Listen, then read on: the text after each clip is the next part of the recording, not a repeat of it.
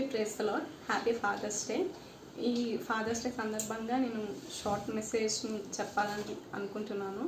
So మనం వాక్య ధ్యానంలోకి వెళ్ళినప్పుడు మరి పిల్లలు తన తండ్రులని ఎలా చూసుకోవాలి అనే దాని గురించి బైబిల్లో దేవుడు మనకు సెలవిస్తున్నాడు. ఎఫెసీయులకు రాసిన పత్రిక 6వ అధ్యాయం 1 నుండి 2 వచనములు. పిల్లలారా, ప్రభువునందు మీ తల్లిదండ్రులను విధేయులై ఉండిరి, ఇది ధర్మమే. నీకు మేలు కలుగునట్లు నీ తండ్రిని సన్మానించుము.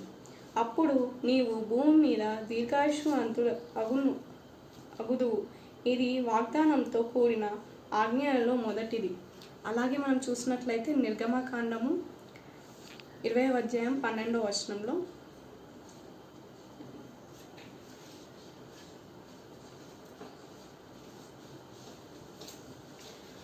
నీ తండ్రినైన యెహోవా నీకు అనుగ్రహించు దేశంలో నీవు దీర్ఘాయుష్మంతుడు అవునట్లు నీ తండ్రిని సన్మానించు. మరి బైబిల్లో దేవుడు నీ తండ్రిని సన్మానించండి, వారిని గౌరవించండి అని సెలవిస్తున్నాడు. మనము దీర్ఘాయుష్మంతు అవ్వాలని దేవుడు తలుస్తున్నాడు. అందుకని మనము మన తల్లిదండ్రులను గౌరవించాలి, సత్కరించాలి, వాళ్ళతోని సఖ్యతగా ఉండాలి.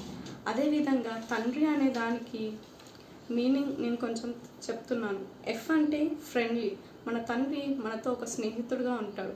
ఏ అంటే అమేజింగ్, అతను మన విషయంలో ఎన్నో అద్భుత కార్యాలను చేస్తాడు. టీ అంటే టీచర్, మనం ఏమైనా తప్పు చేస్తుంటే మనని దండిస్తాడు, ఒక టీచర్ లాగా మనకి చెప్తాడు. హెచ్ అంటే హీరో, మన ప్రతి ఒక్క ఫాదర్ మన ఒక జీవితంలో ఒక హీరో. ఈ అంటే ఎంకరేజర్, మనం ఏదైతే మనం నిరుత్సాహ చెందుతామో ఆ విషయంలో మన తండ్రి ప్రోత్సహిస్తాడు. ఆర్ అంటే రోల్ మోడల్, మన ఒక జీవితంలో అతను ఒక రోల్ మోడల్గా జీవిస్తాడు. ఆ విధంగానే మనం మన తల్లిదండ్రులను సత్కరించాలి. తన తండ్రి తన పిల్లలకి, తన భార్యకి ఎటువంటి కష్టం రాకుండా చూసుకుంటాడు. ఆ విధంగానే మన ప్రభు అయిన యేసుక్రీస్తు తన పిల్లలకి ఎటువంటి కష్టం రాకుండా చూసుకుంటున్నాడు. మనం చూసినట్లయితే ఉదాహరణకు బైబిల్లో 2 కుమారులు, మరి తప్పిపోయిన కుమారుడు గురించి మనం చూస్తాం. లూకాసు వార్త 15వ అధ్యాయం 11 నుండి 32 వచనముల వరకు మరి తప్పిపోయిన కుమారుడు ఏ విధంగా మారుమనసు పొంది తిరిగి తన తండ్రి యొద్దకు చేరుతాడో ఆ విధంగానే మన ఒక పాపభారం లోకానుసారం జీవితంలో జీవించిన మన క్షమాగుణాన్ని మరి మన ప్రభు అయిన యేసు హత్తుకు చేర్చుకుంటాడు, మరి మనల్ని దీర్ఘాయుషులుగా చేస్తాడు.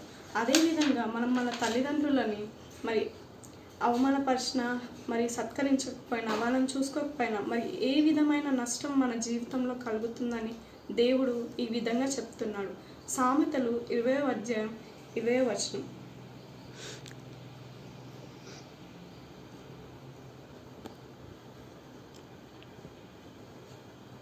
తన తల్లినైనను తండ్రినైనను దూషించిన వాని దీపము కారు చీకటిలో ఆరిపోవును. మరి దేవుడు ఈ విధంగా సెలవిస్తున్నాడు. మన తల్లిదండ్రులను గౌరవించకపోయినా, సత్కరించకపోయినా, వాళ్ళని దూషించిన మన యొక్క జీవితాలు చీకటిలో ఉంటాయని. ఆ విధంగానే మన తండ్రి అయిన దేవుని ఎరుగకుంటే మన ఒక జీవితం అంతా చీకటిలో ఉంటుంది. మరి మన కొరకు తండ్రి సిలువయాగలో మరి మన పాపం అంతా తీర్చాడు, తన రక్తంతో కడిగాడు, మనల్ని శుద్ధీకరించి తెల్లని పరిశుద్ధమైన వస్త్రంతో ఉంచాడు. అదే రీతిగా ఈ యొక్క దినంన మరి ఈ యొక్క వాక్యంని నాకు ఇచ్చిన విధానాన్ని బట్టి మరి ప్రతి ఒక్క హృదయాలకు హత్తుకుందని నేను తలుస్తూ ఈ వాక్యంను దీవించును గాక.